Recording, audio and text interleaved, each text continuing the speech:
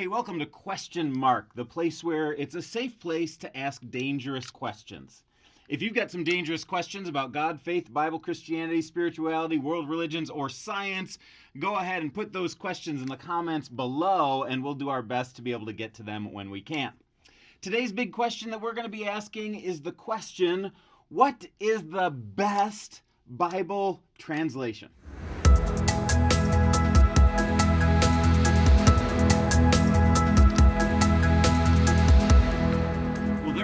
Boatload of translations out there in the English language. You've got the NASB, the NIV, the CIV, the Amplified, the Street Bible, the Surfer Bible. You guys know they are all over the place.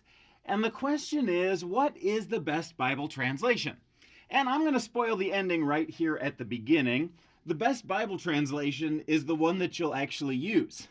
It's the one that you'll read. It's the one that works for you. Our English translations as a whole are really pretty good. And so if there's one that works for you, that's the best one for you. But I think it's helpful to understand a little bit about how translations are done and what the qualities are that are there. And let me draw out a little chart for you.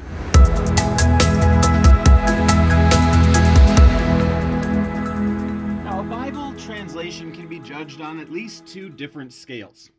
One of them is the question of, is it a better or worse job of scholarship in the translation? And you might ask the question, well, what does better mean? What makes for a better Bible translation? And there's a number of things that make for a better Bible translation.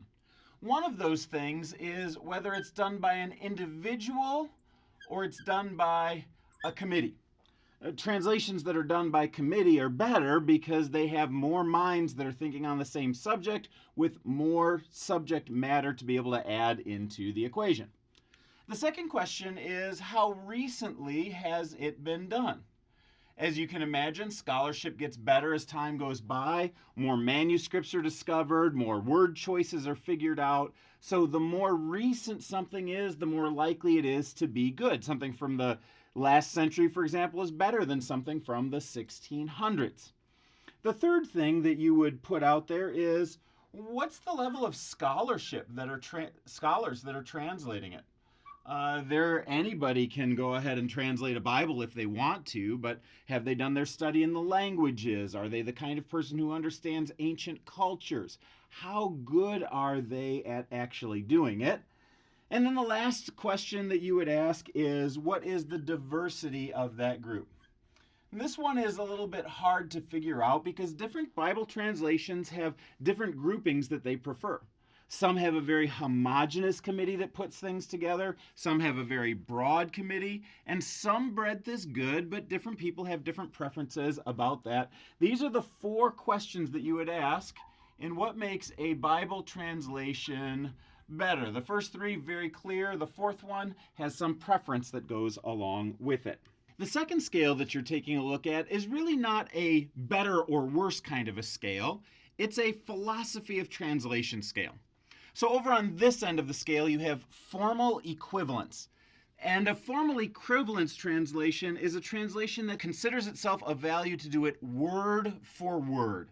So the same word as was in the Hebrew or Aramaic or Greek is translated as closely as possible as it can in the English language. Dynamic equivalence, on the other hand, is a thought-for-thought translation. It's trying to say what was the meaning that they intended, and especially when you're dealing with idioms or illustrations, there are certain things that just don't make sense in the English language, and they would say, let's take the thought that they had and translate the thought into English as best as possible. This, of course, has more interpretation by the scholars. This requires more interpretation by the reader at the end.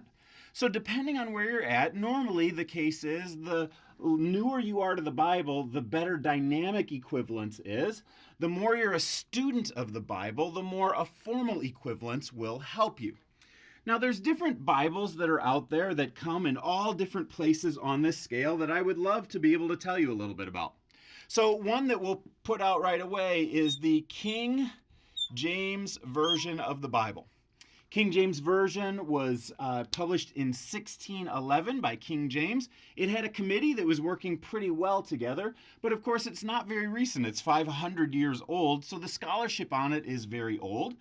It was designed for an illiterate group of people who were not able to read for themselves, so it was read to be spoken and memorized and understood by the people. A very good translation for its time, but of course today not a super great translation. Interestingly, the King James Version was re-upped in the early 20th century as the American Standard Version. They took the King James, applied more current scholarship, made the American Standard Version. In the middle of the century, they redid it one more time and they created the Revised Standard Version. So these three are scholarly upgrades from the King James Version, each one getting a little bit better. Now, still on this side with formal equivalents, you have the New American Standard Bible. Now, in the world of formal equivalents, the New American Standard Bible is just as good as it gets. It's an outstanding Bible that I would highly recommend if you're somebody who says, I want the closest word-for-word literal translation. I'm a Bible student who wants to do an awful lot of this work on my own. The New American Standard Bible is a great translation for you. Now, if you ask me the question, what do I think is the worst translation that's out there? I would say it is the Amplified Bible.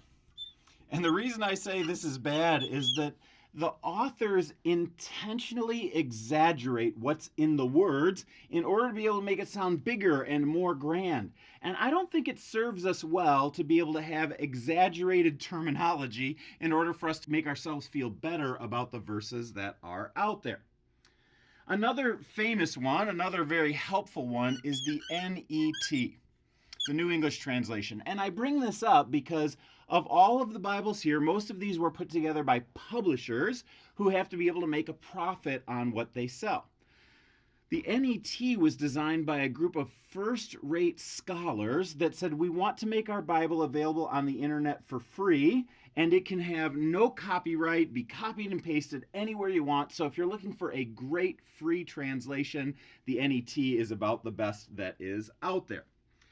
Now, right here, filling out this area is the ESV, the English Standard Version of the Bible. Now, the English Standard Version of the Bible is one of the most popular Bibles that's being used today, and it's not quite as good on a scholarly level as the rest, but it's out there all the time. I think that's worth a little bit of commentary. The reason the ESV doesn't compare as well with some of the best ones out there is that the scholars that they have chosen are a subset of the evangelical community. They tend towards being Reformed, and they're all complementarian. In fact, the ESV was put together as a retranslation of the RSV. So you see this is King James, ASV, RSV, ESV. It's really only 6% different than the RSV, and it was done as a knee-jerk reaction against the New American Standard Bible and what we'll soon see is the New International Version of the Bible, because they decided to make their translations gender accurate. The writers of the ESV, Wayne Grudem and other people who are the scholars gathered around him, said, we don't like having gender accurate translations. We like to use words like mankind instead of humanity, or man instead of people. Or when something is to a whole community, we like to call it brothers, not brothers and sisters. And so in order to maintain that kind of language system, they decided to translate the NIV using a select group of scholars who already pre-agreed on those issues. In other regards, the ESV is an outstanding translation, but I think in those two levels it makes it less than optimal compared to the other ones that are out there.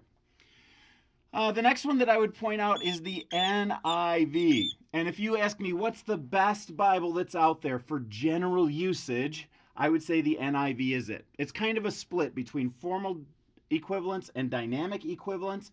The scholarship is the best that's available in the world. It's the most popular Bible translation because it's got so much good stuff that's behind it. It's the one that we use here at Christ Community Church and the one I use for my personal study most of the time. If you're heading over towards dynamic equivalents, you've got a number of translations like, we'll say, the Message or the Street Bible, or the Surfer Bible, dude.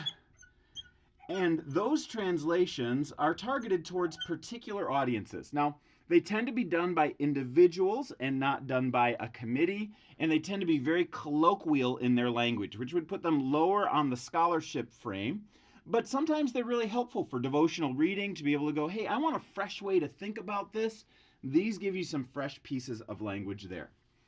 The CEV is a great mid-range Bible in this area. I think the very best for dynamic equivalence is the New Living Translation.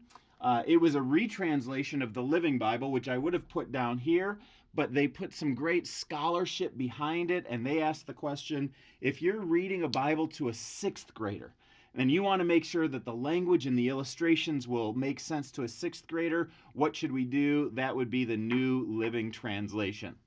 So if you ask for my recommendations on what the best Bible translations are out there, the New American Standard for a formal equivalence, the NLT for a dynamic equivalence, the NIV for the best overall study Bible you can get. I have the NIV Study Bible. It's my regular Bible. I hope it's something that could be helpful for you as well. But back to the beginning, the most helpful Bible is the Bible that you will actually read. Well, thanks for watching. If you liked this video and you'd love to see more like it, perhaps you'd like to start with this video right here. And if you love these videos, it would be fantastic if you would like, subscribe, or ring the bell for notifications.